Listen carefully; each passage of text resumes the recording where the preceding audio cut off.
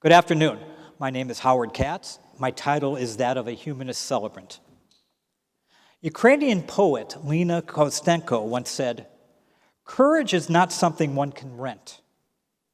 It takes courage to come to this room and decide on a daily basis what must be done to enrich the lives of all who live within the state of Illinois. Your work is to make sure that each of us can live in safety, that we can live our lives with our loved ones as we wish, that our children can learn the realities of the world in peace and safety, that healthcare decisions are available to all on an equal basis." Now, each of us is a minority with respect to something.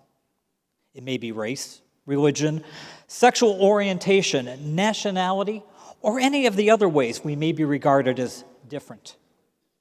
Each of us is also part of some majority, and it's when we wear our majority hats that we need to be most mindful of how we treat others. We must pledge our best efforts to help those out in our communities. We can, as human beings, be rational in our approach to issues. Reason and science can help us solve the problems facing all of us, but only if we do so with the idea of cooperation and not as adversaries. By building on this, we should and can work towards a future for generations that will allow for culture that recognizes the ability of every person to live up to their full potential as they wish.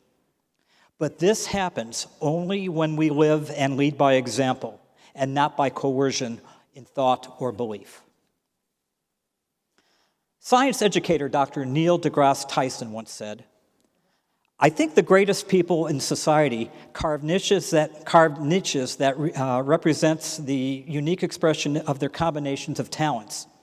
And if everyone had the ability and luxury of expressing those unique combinations of talents in the world, our society would be transformed overnight."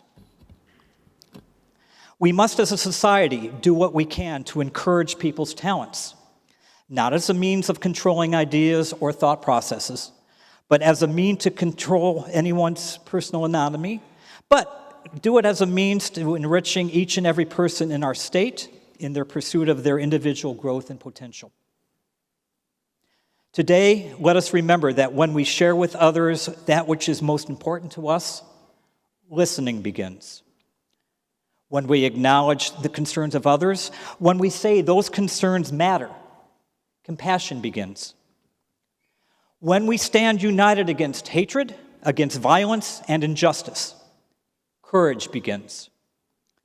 When we experience the full presence of each other because of our shared humanity, in spite of our disagreements, this is where understanding begins.